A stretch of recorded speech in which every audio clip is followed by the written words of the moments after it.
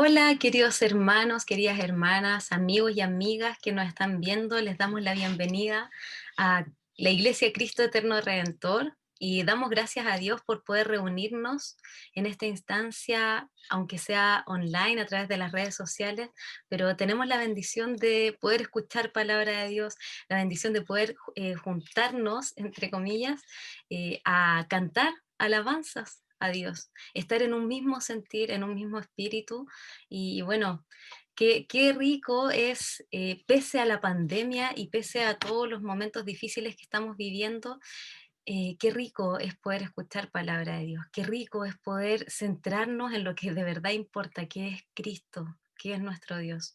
Es como un bálsamo, yo creo, para cada uno de nosotros. Y bueno, les invito a una breve lectura de Hebreos 12:2, un versículo muy bello que dice así: puestos los ojos en Jesús, el autor y consumador de la fe, el cual por el gozo puesto delante de él sufrió la cruz, menospreciando lo oprobio, y se sentó a la diestra del trono de Dios. Este es un pasaje maravilloso, pero quise centrarme solo en este versículo para hacernos un llamado a poner los ojos en Cristo, que Él comenzó la fe, Él consumó la fe, Él hizo toda la obra redentora para que hoy nosotros podamos tener libre acceso ante el trono de Dios. Así que, hermanos, les invito, amigos, les invito a que nos unamos en torno a Cristo, que nuestros ojos no estén puestos alrededor, sino que estén puestos en Jesús. Que lo alabemos con sinceridad, que lo alabemos con gratitud en nuestros corazones y que dispongamos nuestros corazones para tener este tiempo dedicado a Él, un tiempo en que podamos alabarlo, en que podamos centrarnos en su gloria, en su majestad y que también podamos escuchar la palabra del Señor. Así que les invito a este tiempo y que el Señor nos bendiga, nos ayude, nos guíe, nos exhorte y haga lo que tenga que hacer en cada uno de nuestros corazones. Así que les invito a disponer nuestros corazones para este tiempo de alabanza al Señor. Muy buenos días, queridos hermanos, queridas hermanas.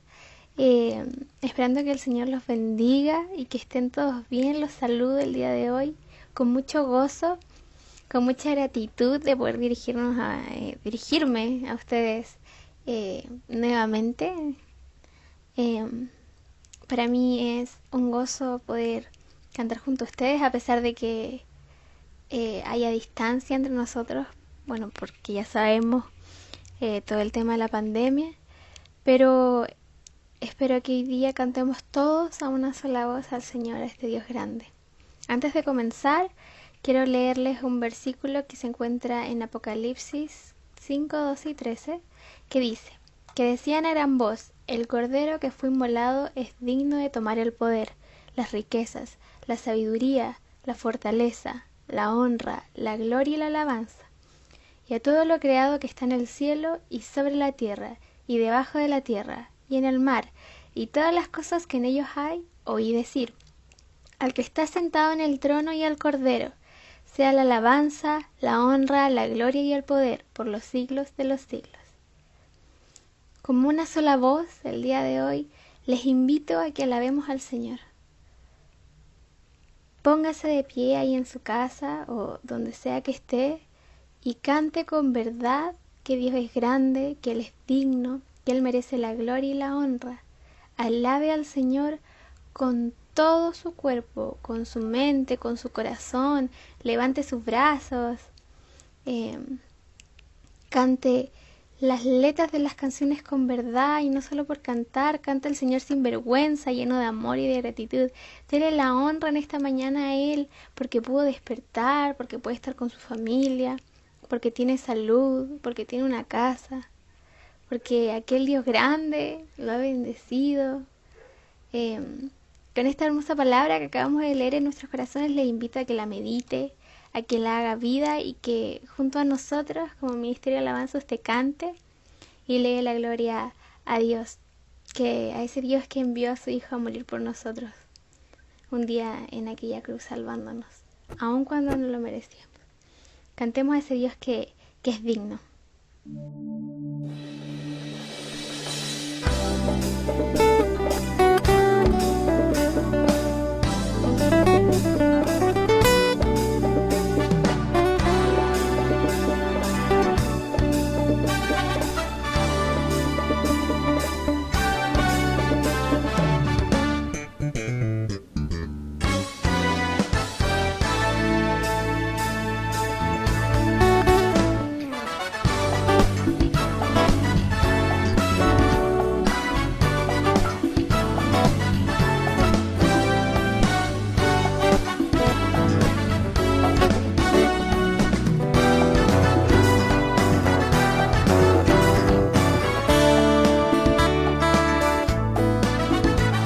que es digno de recibir la gloria, al que es digno de recibir honor, al que es digno de recibir la gloria, al que es digno de recibir honor.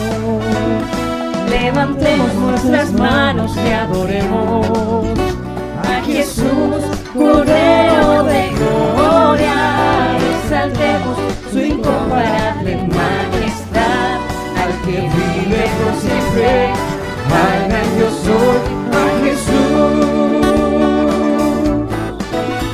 al que es digno de recibir la gloria, al que es digno de recibir el honor, al que es digno de recibir la gloria, al que es digno de recibir el honor.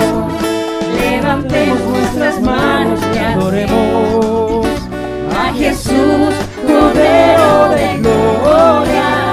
Exaltemos su incomparable majestad, al que vive por siempre, al gran yo soy, a Jesús.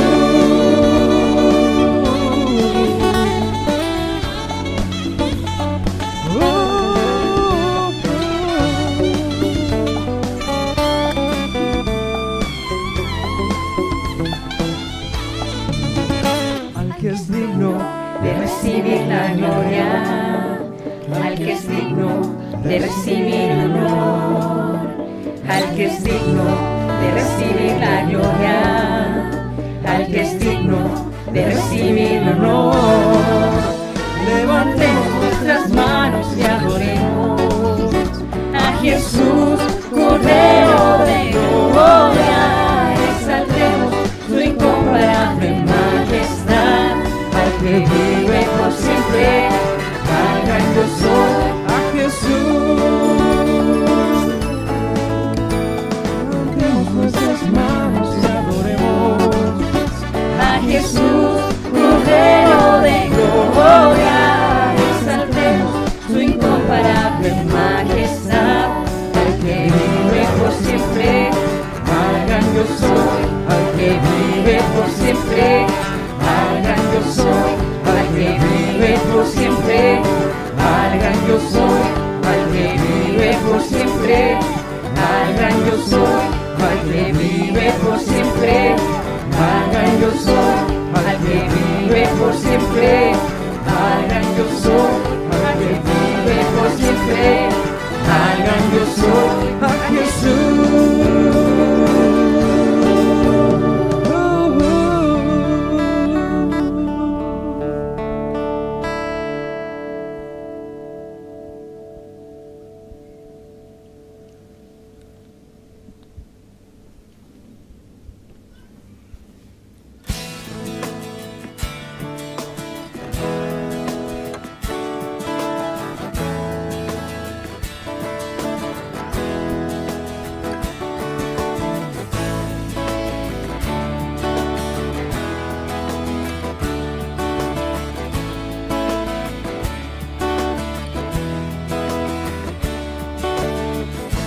Por ti, que juntos hoy estamos aquí. Fue tu amor que de la oscuridad nos sacó a una voz. Venimos hoy delante de ti para darte el honor. No a nosotros, oh Dios, sino a tu nombre sea dada la gloria. No a nosotros, oh Dios, sino a tu nombre sea dada la gloria. No a nosotros, oh Dios, oh no, sino a tu nombre sea dada la gloria. Eres tú el motivo de nuestra adoración, la verdad que nuestro corazón liberó. Nadie más es digno del honor recibir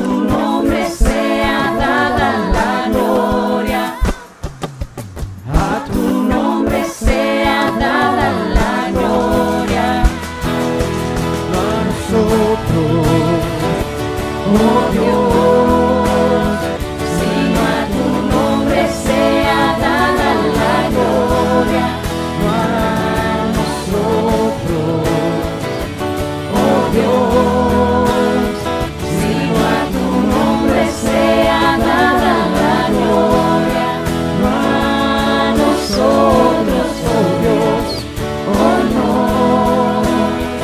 sino a tu nombre sea dada la gloria, a tu nombre sea, oh Dios, sino a tu nombre sea dada la gloria, nosotros, oh Dios, sino a tu nombre sea dada la gloria, nosotros, oh Dios, oh no,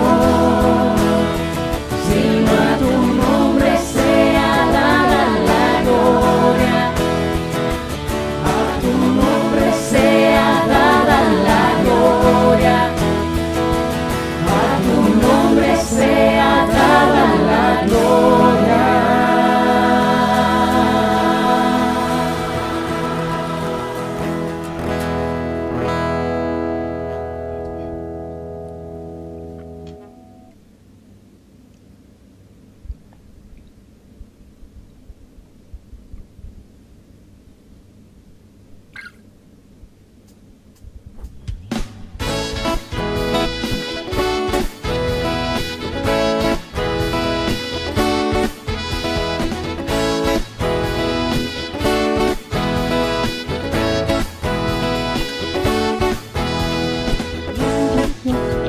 Exaltaré tu majestad, levantaré, por siempre te proclamaré, mi alabanza elevaré, porque digno, digno eres tú, a ti sea honor y poder, digno, digno eres tú, recibe adoración. Señor,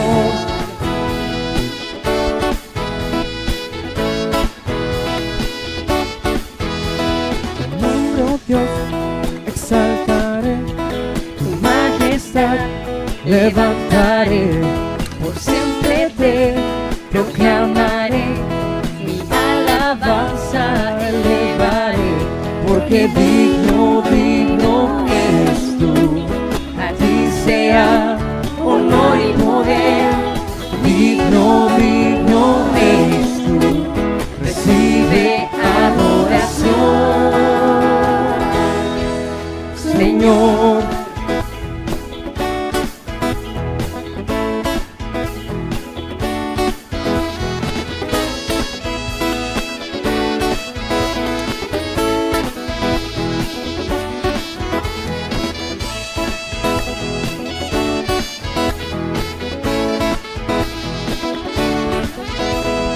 Digno, digno eres tú, a ti sea honor y poder, digno, digno eres tú, recibe adoración, porque digno, digno eres tú, a ti sea honor y poder, digno, digno eres tú, recibe adoración,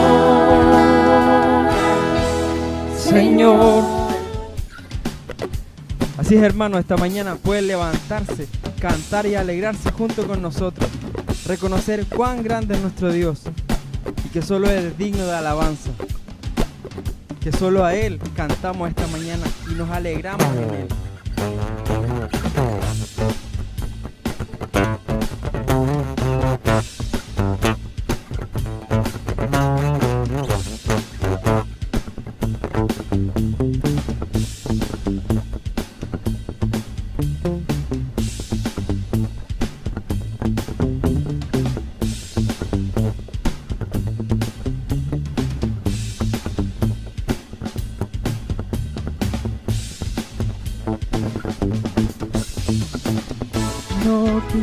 Exaltaré tu majestad levantaré, por siempre te proclamaré, mi alabanza elevaré, porque digno, digno eres tú. A ti sea honor y poder, digno, digno eres tú. Recibe adoración, porque digno, digno eres tú.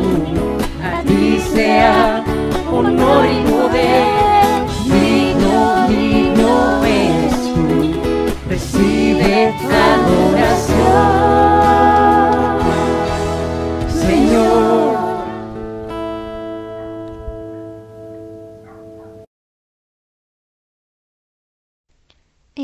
Antes de que continuemos alabando a nuestro Señor en esta mañana, quería compartir con ustedes otro versículo que se encuentra en Hebreos 4, del 14 al 16, y dice lo siguiente: por tanto, teniendo un gran sumo sacerdote que traspasó los cielos, Jesús, el Hijo de Dios, retengamos nuestra profesión, porque no tenemos un sumo sacerdote que no pueda compadecerse de nuestras debilidades, sino uno que fue tentado en todo según nuestra semejanza, pero sin pecado.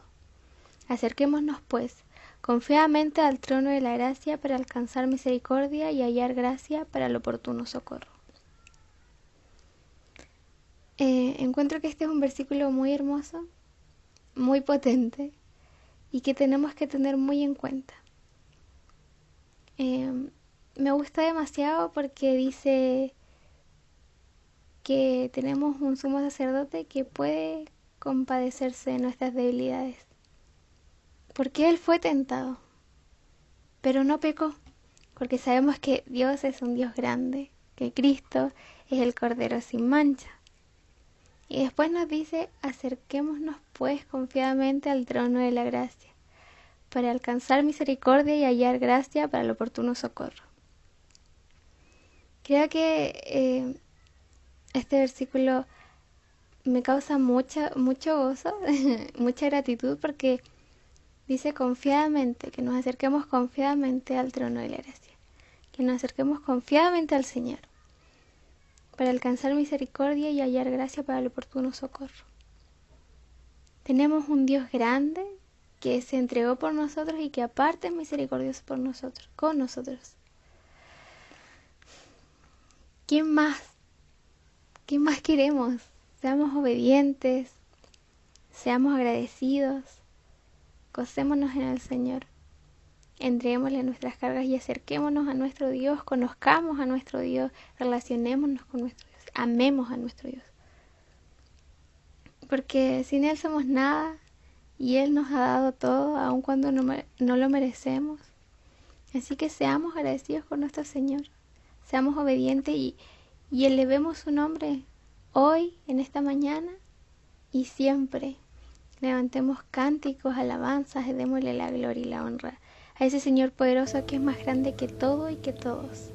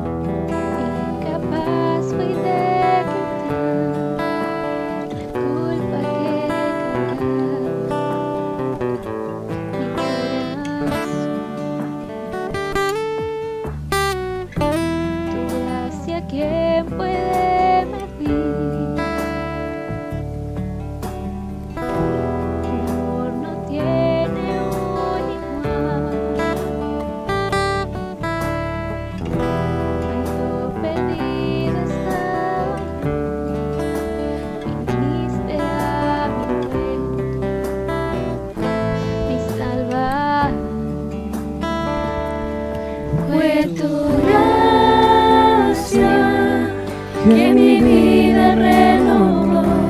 Fue tu gracia que mi deuda canceló. Fue tu gracia que de muerte me llevó a vivir para tu gloria, oh Señor.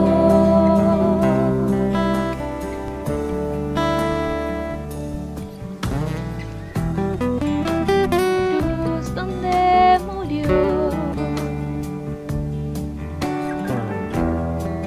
el perfecto Hijo de Dios.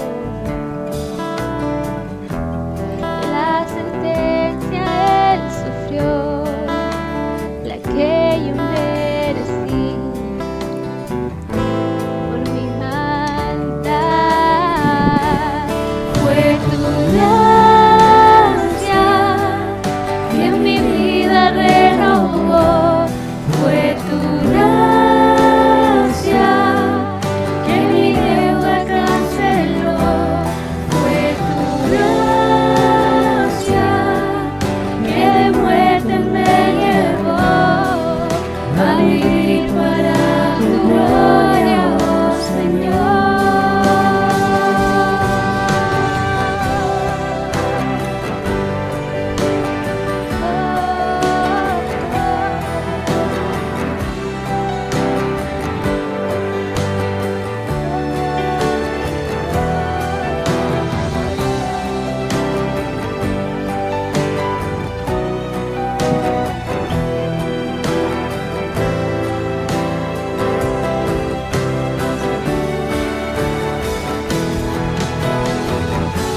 Tu gracia me ha traído aquí,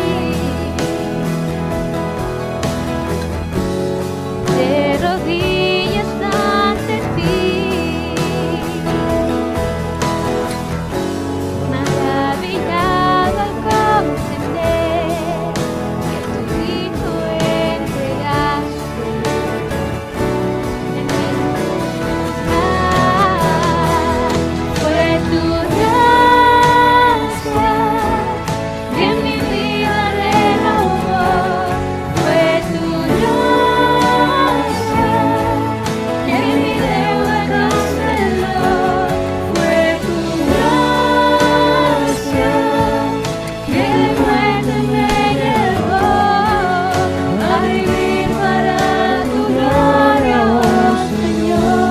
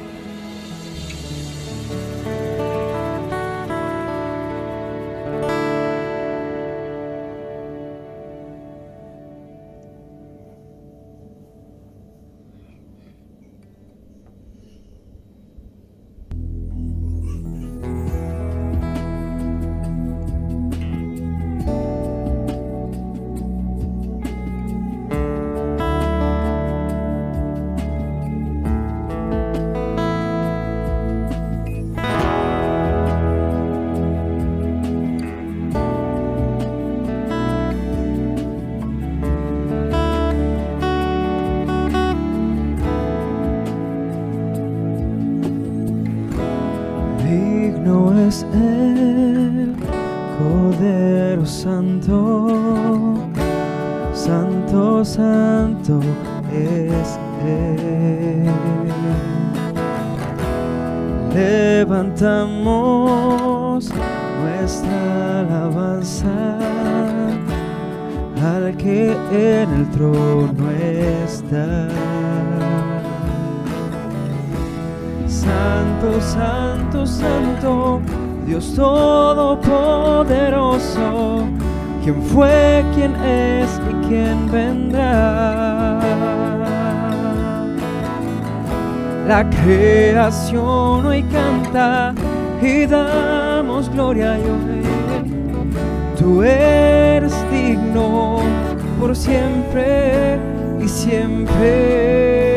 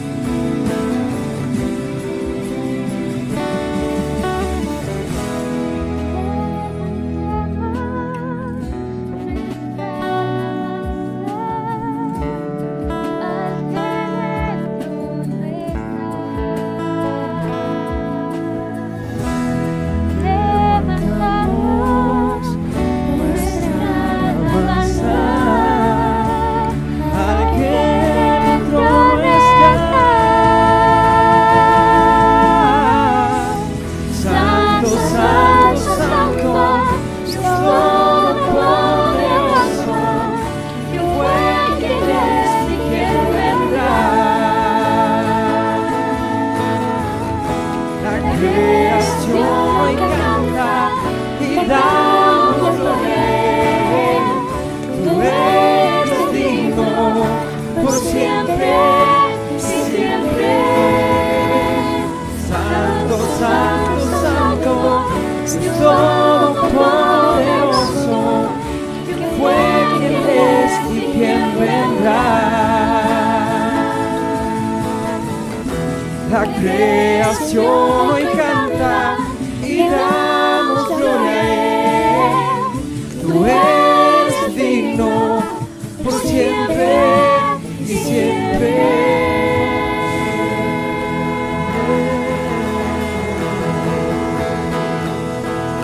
Te damos gloria a ti, Señor.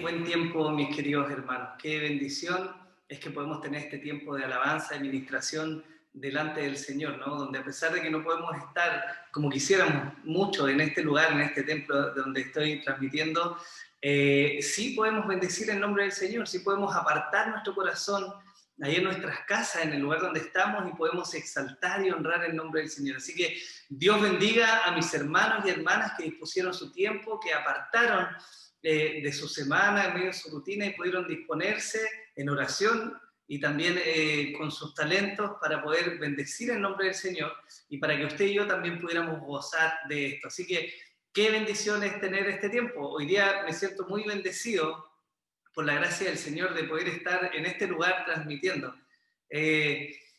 Cuánto deseara que pudiéramos estar aquí congregados, ¿no? Pero bueno, Dios mediante, espero que pronto nos conceda el volver a reunirnos y quizás nos hace bien también un poco este tiempo, un poco separados, para que podamos echarnos de menos y podamos también añorar, compartir con la iglesia, estar juntos cuando nos reíamos, cuando nos saludábamos, y qué bendición es recordar eso, hermanos. Pero yo sé que Dios mediante nos va a conceder más pronto que tarde el poder reunirnos de nuevo. Y si no, yo le hago la invitación a que también se pueda reunir en los grupos de conexión. Muchos de ellos han estado operando ya de manera presencial, con los recuerdos pertinentes, pero también es una bendición, hermano y hermana querida. Así que le invito a que el día de hoy podamos orar antes de pasar a la palabra del Señor, a lo que Él tiene preparado. Estamos viendo Hebreos, es una serie maravillosa.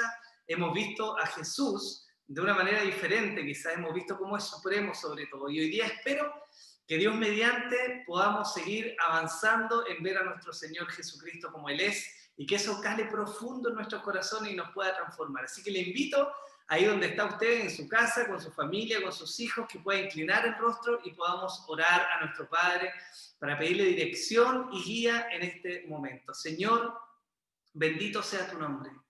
Te damos gracias, Señor, porque tú eres el Dios maravilloso, santo, eres perfecto, eres justo y eres bueno, Señor. Y hoy día, nuevamente, Señor, tienes misericordia de nosotros y nos permites escuchar tu palabra, Señor. Yo ruego que ahí, en el lugar donde estemos, Señor, oyendo tu palabra, donde esté cada uno de mis hermanos y hermanas, tú tengas a bien llevar tu presencia y traer bendición a esos lugares, Señor. Derrama de tu gracia, Señor. Ayúdanos en nuestras dificultades, en nuestras luchas. Ayúdanos con nuestros problemas, Señor. Ayúdanos a mirarte y anhelarte a ti, Señor. Que podamos honrarte, que podamos desearte con todo nuestro corazón, Señor. Que la meta de nuestra vida sea vivir para ti. Yo te lo ruego, Señor.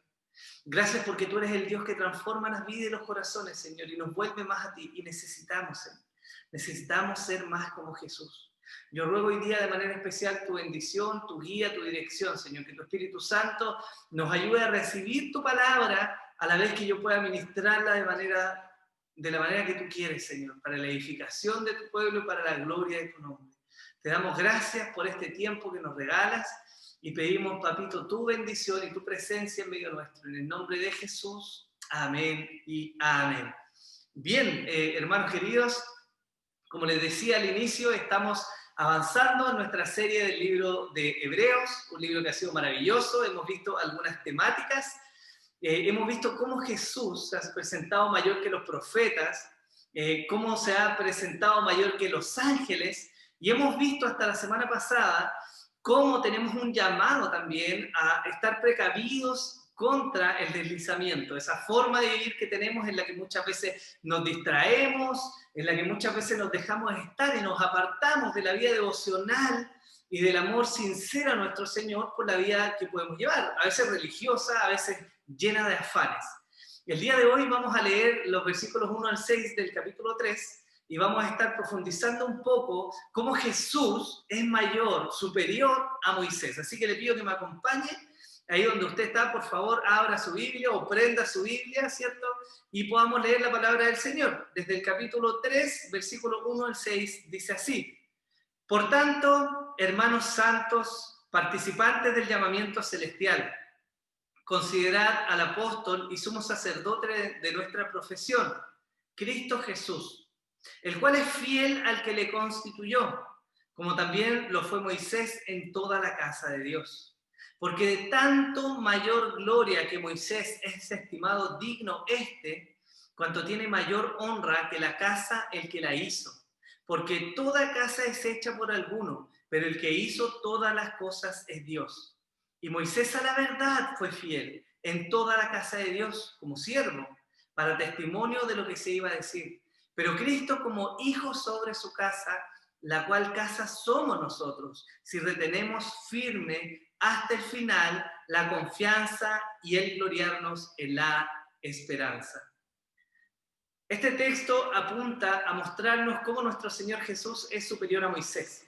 Y quizás nos va a costar un poco al principio tratar de dimensionar las comparaciones que está haciendo el autor, ¿no? Y más comparar un poco lo que era Moisés, porque nosotros no somos judíos, y quizás creo que la mayoría de nosotros no tendremos esta ascendencia judía, ¿no? Como para entender a cabalidad el peso que tiene Moisés y el peso de las tradiciones y la religión judía.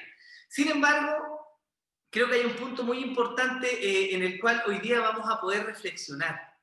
Y es el hecho de que Moisés no significaba, lo vamos a ver más adelante en la predicación, no significaba solamente un hombre importante en la historia de Israel, sino que estaba estrechamente ligado al culto. Y aquí hay una pregunta interesante que me gustaría hacerle a usted ahora en la introducción de este sermón. Y es cómo nuestro corazón se mantiene firme en el Señor mientras vivimos nuestra vida religiosa. No religiosa en un mal sentido, sino que nuestra vida religiosa respecto al culto, a las cosas que hacemos, al cómo nos relacionamos, más hoy día, cuando estamos en un contexto en que en medio de la pandemia no podemos congregarnos físicamente los domingos. Pero el culto al Señor no se ha detenido. La casa del Señor sigue siendo un elemento central y presente en la vida de los cristianos. El punto es, ¿dónde va a estar nuestro corazón hoy día? Y espero que con la ayuda del Señor podamos avanzar en esta enseñanza para poder llegar ahí y poder tratar de responder un poco a esta pregunta.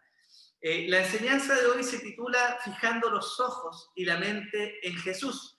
Y tiene que ver con el primer versículo de lo que está haciendo el autor de Hebreos. Si nosotros viéramos de alguna manera una estructura respecto a estos versículos, vamos a ver que el primer versículo está conexionando todo lo que habíamos visto hasta ahora, es decir, los capítulos 1 y 2 de Hebreos, para luego presentar un argumento que está al centro, que este argumento es que Jesús es superior a Moisés, ¿ya? Y a lo que Moisés representaba, para luego concluir de nuevo con una advertencia o un llamado de atención a los oyentes originales, y es decir, también a nosotros hoy día.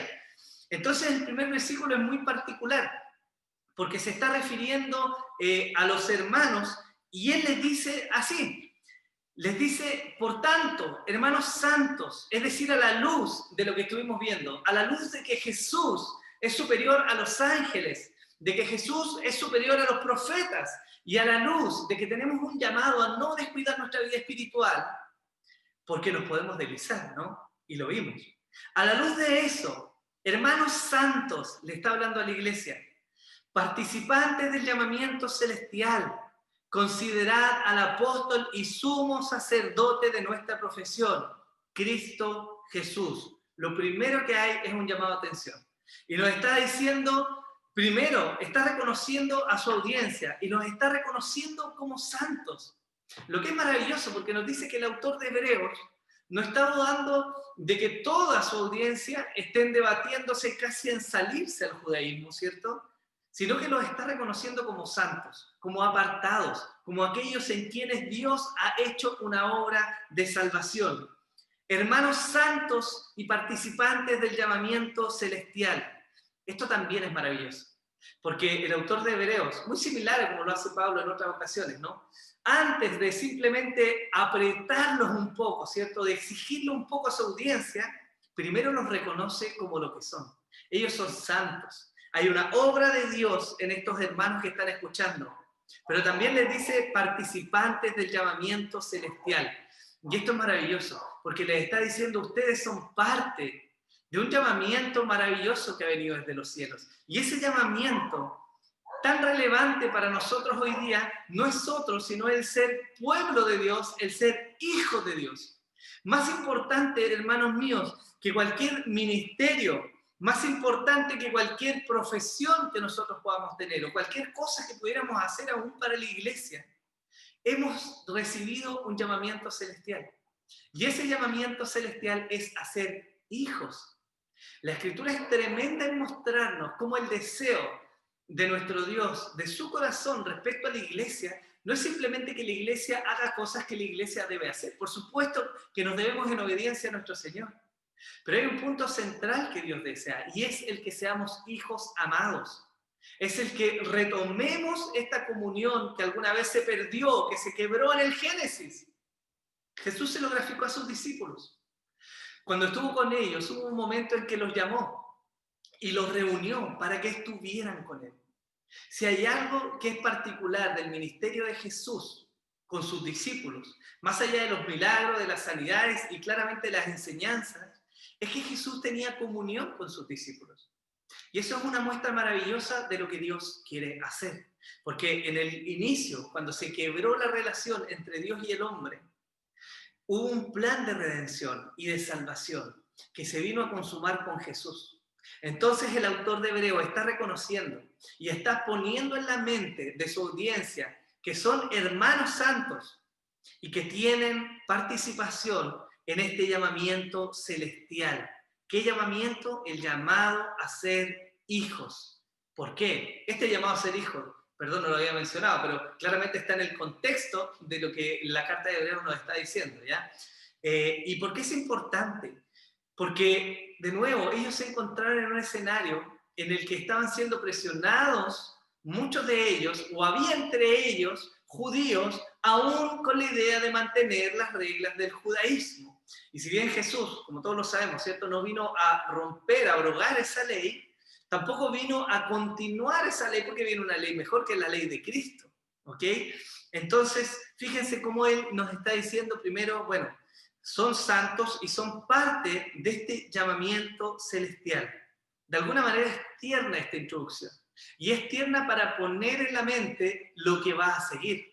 Porque en base a cómo les está hablando, es que viene una argumentación del punto del autor, que es Jesús es mayor a Moisés, para luego, de nuevo, achicar un poco, ¿cierto? Apretar un poco y llamar a los hermanos o a su audiencia a la reflexión. Ahora, hay dos puntos que son muy importantes de reconocer. Dos palabras que se usan en el primer versículo y que tienen mucho más significado del que nosotros lamentablemente tenemos en nuestras traducciones en español.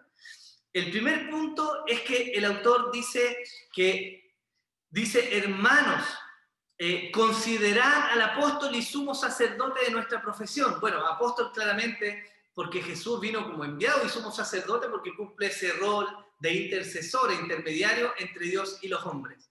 Pero cuando dice considerar, la palabra en griego que es katanoeo, no está refiriéndose a lo que nosotros pudiéramos considerar o entender como una consideración casi como, bueno, Jesús, sí, te vamos a prestar atención un momento. Sino que la palabra en el griego original quiere decir fijar los ojos y la mente en. Por lo tanto, el autor está diciendo, por lo tanto, hermanos santos, participantes del llamamiento celestial, considerad a Jesús. No está diciendo simplemente, por favor, tómalo en cuenta, está diciendo, fijen sus ojos y su mente en Jesús. Miren atentamente lo que les estoy diciendo. Fíjense en Jesús. Eso es lo que el autor está poniendo en este primer versículo de introducción. ¿Por qué? Porque luego sigue hablando y dice, el apóstol y sumo sacerdote de nuestra profesión, Cristo Jesús. Y cuando hablamos de profesión, claramente no significa algún oficio que nosotros hayamos aprendido, ni simplemente una adhesión simple al cristianismo. La palabra en griego, homologeo, que se usa para profesión, significa lo que profesamos, es decir, lo que confesamos. Y si resumimos este primer versículo, el autor nos está diciendo, fijen sus ojos y su mente en Jesús, el enviado y ministrador de Dios a quien confesamos. Y esto es importante por lo siguiente, porque añade un peso. La iglesia estaba siendo presionada, pero al tiempo que era presionada, el autor les está llamando a resistir esa presión, a la vez que ellos recuerden a quién están confesando. No simplemente un credo, no simplemente un grupo de creencias que ellos tienen, sino a quién. Él les está diciendo, pongan sus ojos y su mente en Jesús. ¿Por qué? Porque Él nos va a mostrar a continuación que Jesús es superior a Moisés. El versículo 2 al versículo 6, la primera parte dice, el cual es fiel al que le constituyó, hablando de Cristo Jesús, como también lo fue Moisés en toda la casa de Dios, porque de tanto mayor gloria que Moisés es estimado digno cuanto tiene mayor honra que la casa el que la hizo. Porque toda casa es hecha por alguno, pero el que hizo todas las cosas es Dios. Y Moisés a la verdad fue fiel en toda la casa de Dios, como siervo para el testimonio de lo que se iba a decir. Pero Cristo como hijo sobre su casa, la cual somos nosotros. Moisés, como le dije al inicio, es muy relevante. Para los judíos, Moisés es una de las grandes figuras del antiguo pacto. La historia de Israel y su desarrollo espiritual, político como nación, está estrechamente relacionada a la obra de Moisés. Por lo tanto, lo que para nosotros pudiéramos decir hoy día, quizás muchos lo pensamos, ¿no? Bueno, no hay punto de comparación. Es decir, ¿en qué momento se nos va a ocurrir comparar a Jesús con Moisés? Pero la verdad es que para ellos sí era relevante, porque Moisés era una figura emblemática, era un ícono de lo que Dios había estado haciendo por miles de años hacia atrás en la historia.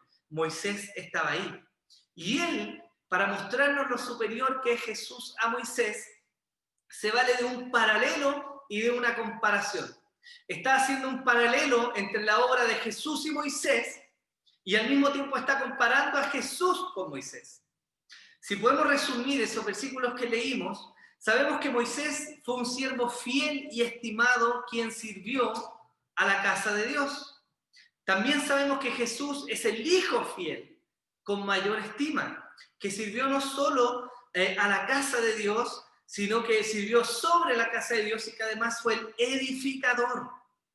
El autor concluye en esta sección diciendo Jesús tiene mayor gloria que Moisés porque él mismo hizo la casa de Dios. Ahora, como les decía, para que entendamos el peso de las declaraciones del autor y comprendamos a dónde queremos llegar, necesitamos recordar un poco quién fue Moisés. Moisés, queridos hermanos y hermanas, no fue otro sino quien liberó al pueblo de Israel cuando estaba cautivo en Egipto. Después de 400 años viviendo en esclavitud, llegó un hombre que dijo haberse encontrado con Dios en una zarza ardiente y acompañado de señales, de prodigios y de milagros, logró doblegar, Dios mediante, por supuesto, la mano de Faraón para que dejara ir a su pueblo.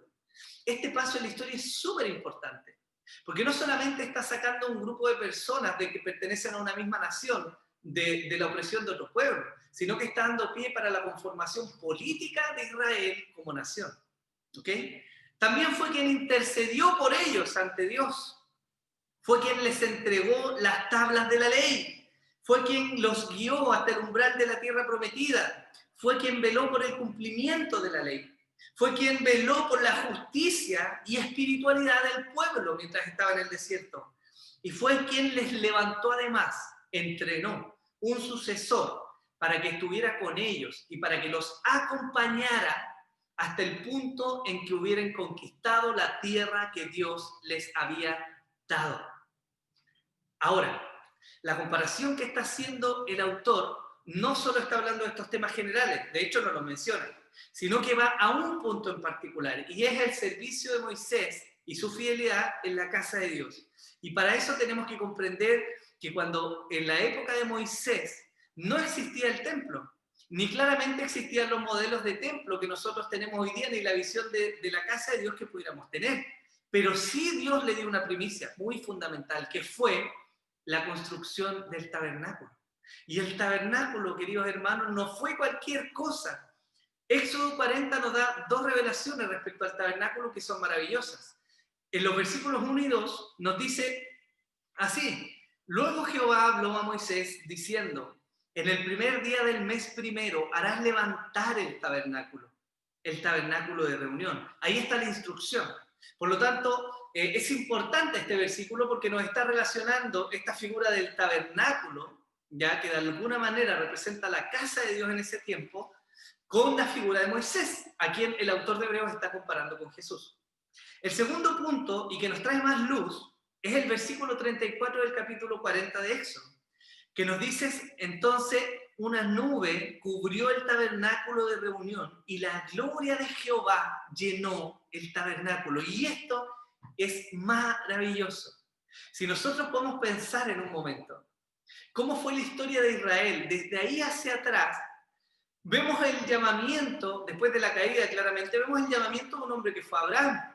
Vemos cómo Dios lo fue multiplicando a través de sus hijos hasta que llegó la conformación de sus 12 hijos, que fueron los padres de la familia de las 12 tribus de Israel. De ahí en adelante vemos un periodo de esclavitud y de crecimiento en Egipto, hasta que llega Moisés a traerles libertad. Sin embargo, hay algo tremendo y terrible a la vez en este periodo. Porque Dios habló con Abraham, con Isaac y con Jacob. También habló de alguna manera con José.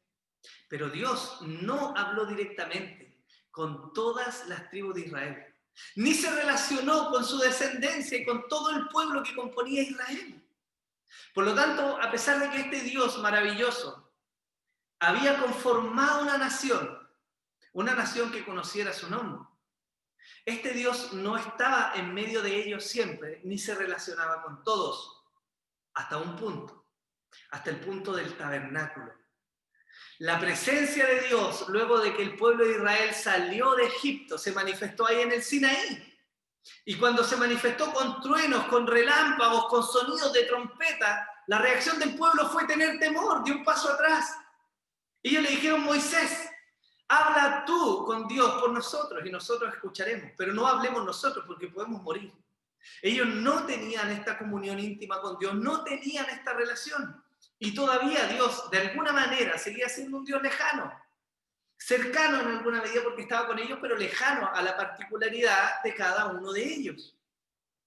Pero el plan de Dios, queridos hermanos, jamás fue mantenerse ajeno a su creación.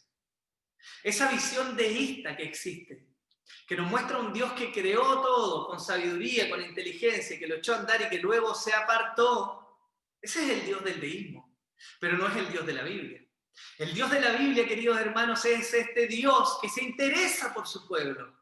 Un Dios que está al pendiente de tus preocupaciones y de tus problemas. Un Dios que tiene en memoria las situaciones que vivimos al día a día de cada uno de sus hijos. Pero no solo las tiene en memoria, sino que se digna y se humilla más bien para venir a relacionarse con hombres pecadores como lo somos nosotros. En medio de su peregrinación por el desierto, en medio de las desobediencias, en medio de las quejas constantes de este pueblo tan bendecido, que vio tales prodigios y milagros, como las plagas, como la apertura del mar, como el recibir provisión, agua desde la roca, maná del cielo, aún a pesar de este pueblo, Dios decidió habitar entre ellos. Y es maravilloso. El hombre en el huerto de Edén perdió por culpa del pecado la comunión y la presencia de Dios en medio de ellos. Eso fue quebrado por el pecado, hermanos míos. Hasta que de nuevo años después, miles de años después, vemos a este Dios que ha conformado un pueblo y que le dice: Moisés, llegó la hora, hazme un tabernáculo, porque voy a morar entre mi pueblo. El tabernáculo, que estaba cubierto con pieles de tejón, que tenía espacios separados para un lugar santísimo, que es de alguna manera lo que vino antes, la precuela, por así decirlo, del templo que se construyó después en Jerusalén. Pero en ese tabernáculo, que era móvil, que se desarmaba, estaba dentro el arca del pacto, con las tablas de la ley, con la vara de Aarón, si mal no recuerdo. Y ahí habitaba la presencia de Dios. La Biblia nos dice, el mismo capítulo 40 de Éxodo, que cuando la nube se posaba sobre el tabernáculo, la presencia de Dios estaba ahí mismo y nadie podía entrar. También nos dice la Biblia, nos relata cómo era tan importante esta idea de la presencia de Dios en medio de su pueblo, que en el momento en que el pueblo acampaba antes de tomar dirección, estaba el tabernáculo en el centro y todas las tribus de Israel se ubicaban en los contornos con el tabernáculo como centro. ¿Qué mostraba eso? Que ese pueblo era especial, no por ellos mismos, sino porque Dios, el Dios verdadero, el Dios de los cielos, estaba allí en medio de ellos. Ahora, ¿qué tiene que ver Moisés en todo esto? Bueno, Moisés fue el delegado de Dios, el encargado de la construcción, el que estaba ahí para traer esta obra de alguna manera de la presencia de Dios en medio del pueblo. Ahora, toma más peso la comparación que está haciendo el autor de Hebreos cuando entendemos que él no solo trajo el tabernáculo, que de alguna manera fue la casa de Dios, sino que además a través de Moisés instituyó las leyes que rigieron al pueblo. Y esas leyes no solo rigieron al pueblo en temas de convivencia, sino que rigieron al pueblo también en temas como el culto y la forma en que ellos ofrecían ofrendas, sacrificios y se purificaban delante de Dios. El libro de Deuteronomio, que usted lo puede leer, está lleno de indicaciones que Dios le había dado.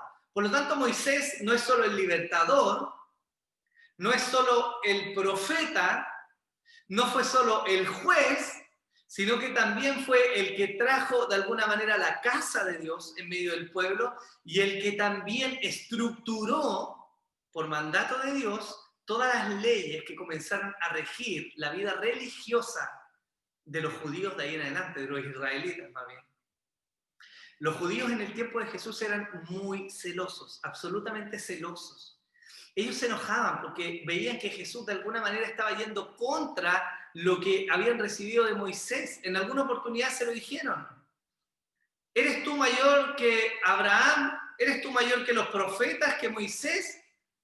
Claramente Jesús es superior y es lo que el autor de Hebreos nos está diciendo. Entonces, fíjense cómo el autor no está desacreditando a Moisés, sino que está mostrándonos y trayendo a la mente. Hoy día quizás alguno de nosotros ha escuchado algún dato que quizás no conocía. Yo le invito a leer todo el Pentateuco, los primeros 5 libros, para que tenga mucha más información de lo que estoy hablando, ¿no? Pero la verdad es que la audiencia del autor de Hebreos ya tenía conocimiento de todas estas cosas. Por lo tanto, no les era extraño. Entonces, en la medida en que él trae de nuevo a memoria a Moisés, su obra, el reconocimiento que él tuvo, cómo sirvió a la casa de Dios, nos permite dar el pie para comparar a Jesús. Jesús, mucho mayor que Moisés, mejor siervo, más excelente, más íntegro, más sublime, más poderoso. Jesús es el siervo fiel por excelencia. Juan 12:49 nos dice así: porque yo no he hablado por mi propia cuenta, hablando Jesús. El Padre me envió. Él me dio mandamiento de lo que he de decir y de lo que he de hablar.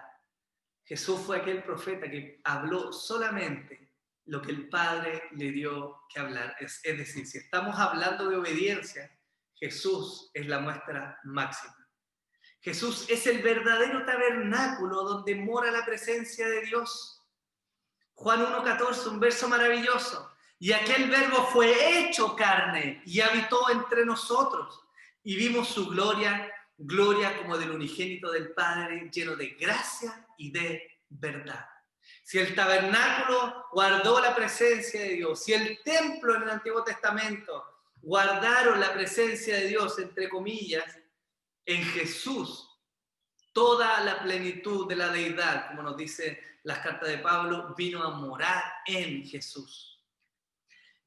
No solo eso, sino que Jesús además es el creador de todas las cosas. Juan 1, del 1 al 3 dice, en el principio era el verbo, y el verbo era con Dios, y el verbo era Dios. Este era en el principio con Dios.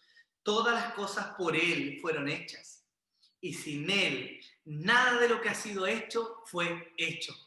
Por lo tanto nos está diciendo, si Moisés fue un siervo fiel en la casa de Dios, tenemos a Jesús, que fue mayormente fiel en el servicio de la casa.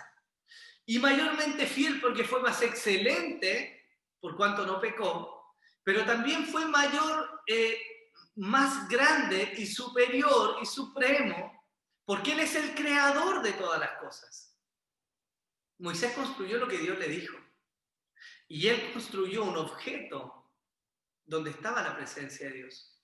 Pero Jesús no fue hecho de manos humanas. Y la presencia de Dios llegó a morar ahí. Y vamos a hablar un poco de la figura de la casa también. Pero también se nos dice que Jesús ha hecho para Dios un templo de su pueblo. Y esto es maravilloso. Porque aquí viene el clímax de la comparación que el autor está haciendo entre Jesús y Moisés. Juan 14, del 18 al 20 dice, no os dejaré huérfanos, vendré a vosotros, está hablando Jesús. Todavía un poco y el mundo no me verá más, pero vosotros me veréis, porque yo vivo, vosotros también viviréis. En aquel día vosotros conoceréis que yo estoy en mi Padre y vosotros en mí y yo en vosotros. Y 1 Corintios 6, 19 nos dice, ignoráis que vuestro cuerpo es templo del Espíritu Santo, el cual está en vosotros, el cual habéis recibido de Dios y que no sois vuestros. ¿Veis la diferencia? Moisés fue un siervo y sirvió en la casa de Dios. Instituyó de alguna manera el culto, entregó las leyes, guió al pueblo, lo llevó, lo encaminó a servir y adorar a Dios de la manera adecuada. De una de las tribus levantó sacerdotes por mandato de Dios y pudieron estar ahí. Pero esa casa no era la morada definitiva de Dios. Y es más, en muchas ocasiones vemos que en la historia de Israel la presencia de Dios terminó alejándose del templo, porque el templo se volvió un ícono de adoración por sí mismo. Los fariseos retaron a Jesús por eso. Cuando él dijo, destruyan este templo y en 3 días lo levantaré, y ellos dijeron, en tantos años levantaron nuestro padre este templo, ¿quién te crees tú? Porque el templo era un ícono de la cultura judía, era un ícono de la presencia, entre comillas, de Dios para con el pueblo. Pero Jesús es superior, porque Él logró traer la presencia de Dios desde un lugar físico, desde un objeto, a la vida de los creyentes. Por eso es tanto más superior. Porque hoy día no vamos a un templo, es cierto, nos reunimos en lugares, servimos de alguna manera a la casa de Dios, pero la presencia de Dios hoy día mora en los creyentes. Hoy día usted y yo somos la casa de Dios, como bien lo dice el autor de Hebreos. Dice, la cual casa somos nosotros. ¿Pero por qué es capaz de decirlo? Porque gracias a Jesús, la presencia de Dios, maravillosa y sublime, pasó de morar en un lugar físico a morar en sus hijos, en su pueblo, en usted y en mí. Y eso es un regalo maravilloso. Eso es lo que Moisés no podía lograr. Eso era lo que Moisés, por todo lo que hizo y su fidelidad, no era igualable al Hijo de Dios. ¿Por qué nos transformó? Porque cambió esta vida donde solo entraba el sumo sacerdote una vez al año para la expiación de los pecados. Lo cambió y trajo el Espíritu de Dios a morar en cada uno de nosotros, y eso es maravilloso. Por eso que Jesús es más sublime, es más grande, es superior y no tiene comparación con la obra de Moisés. El autor les está diciendo, ustedes están mirando a lo que fue del judaísmo, a las leyes, que sin duda no todas no eran malas en sí, estaban desvirtuadas por la pecaminosidad del pueblo. El problema es que ellos habían alejado su corazón del Señor. Y el autor les está diciendo que Jesús es tanto más excelente porque transformó el templo y ahora ustedes son el templo. Y eso, hermanos míos, es un regalo maravilloso. ¿Lo vemos? Por eso es que Jesús es superior. Ahora, el versículo 6 finaliza con una advertencia. Y quiero que vayamos cerrando y dándole forma un poco a esto. Porque puede que usted todavía se esté preguntando, bueno, ¿y a mí qué? Si yo en realidad entiendo hace rato que Jesús es superior a Moisés. ¿Pero qué tiene que ver con esto? ¿Cómo se relaciona conmigo? Bueno, el autor en el versículo 6 finaliza diciendo, pero Cristo como hijo sobre su casa, la cual somos nosotros. Sí, es decir, está dando un condicional. Esa casa donde el día mora Dios, a la cual sirvió el Hijo, la cual formó el Hijo. Somos nosotros si retenemos firmes hasta el fin la confianza y el gloriarnos en la esperanza. Pone una condición. Si retenemos firme hasta el fin la salvación que los cristianos han recibido, el llamamiento celestial no ha de ser tomado a la ligera. No ha de ser tomado a la ligera. Es lo que nos venía diciendo el autor en el capítulo 2. Y es lo que nos va a volver a repetir más adelante en la carta a los Hebreos. Él no está poniendo en este punto la salvación en las manos de la iglesia. Él no está diciendo la salvación depende de ustedes, por lo tanto esfuércense y sean fieles. Él está haciendo un llamado a no descuidar a aquel a quien profesan, no solamente lo que profesan. Él no está diciendo simplemente tengan buena teología, aunque es necesario. Él está diciendo guarda tu vida, fija tus ojos y tu mente en Jesús, de quien la teología nos habla. Porque no sirve de nada rendir un culto en un templo o en una casa, o prestar un servicio, o ser fiel a la vida religiosa si en nuestro corazón nos hemos apartado de aquel a quien profesamos. El cristianismo, queridos hermanos y hermanas, no se trata de definir simplemente un montón de doctrinas frías o de diferenciar el resto de las religiones con una que nos muestra un Dios encarnado que vino a morir en una cruz. El cristianismo tiene por esencia el regreso a la comunión entre la creación caída y el Dios que trajo salvación. Si hiciéramos la pregunta, ¿qué tiene que ver esto con nosotros? ¿Cómo la comprensión de la supremacía de Cristo sobre Moisés nos afecta a nosotros? Primero, el sistema religioso y nuestra comodidad. Como les decía, Moisés no simplemente fue un ícono para el pueblo de Israel en términos de liberación, de poder, de guía, de justicia, sino que está estrechamente ligado al culto religioso.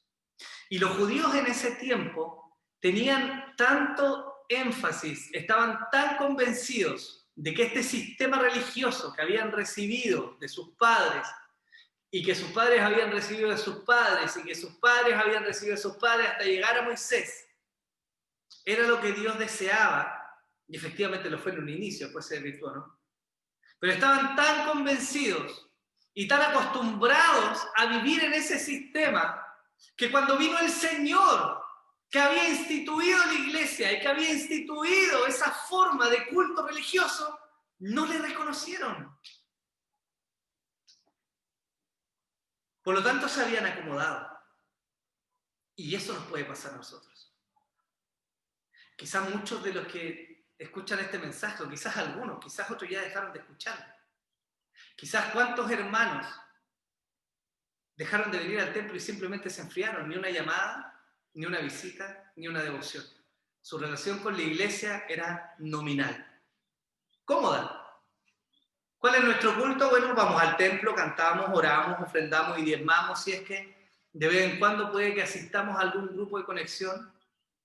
Como si el hacer estas cosas que tienen que ver con el culto, con la casa de Dios, que tienen que ver con la vida cristiana, como si hacerlas con un corazón alejado de Dios estuviera correcto, pero la verdad es que no. La verdad es que no. El autor de Hebreos no está haciendo un llamado a vivir el culto de manera correcta en cuanto a dar un listado de cosas de cómo se deben hacer. Él está diciendo la manera correcta de la cual va a desembocarse todo lo demás, es que ustedes pongan los ojos y su mente en Jesús. La casa de Dios, su presencia y nuestro corazón. El objetivo de Dios al mudarse, como les decía, del templo, mudarse, no entre comillas, del templo a nuestros corazones, no fue el hacernos más religiosos. Fue ayudarnos en nuestra vida, en nuestro proceso de santificación.